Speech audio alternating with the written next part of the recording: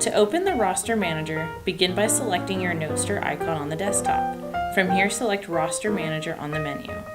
Once the roster manager has opened, you can view all classes you currently teach in, including the students enrolled in each class. To have students sign up for a class, simply select the class you would like to enroll students in. Click View QR Code found at the bottom of the screen, and have students scan the QR code. You can also opt to print the QR code.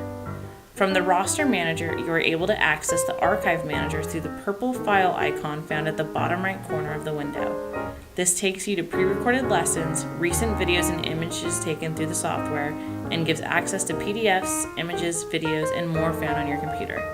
You are also able to access pre-recorded lessons uploaded to the cloud through the red cloud icon in the bottom right corner of the window.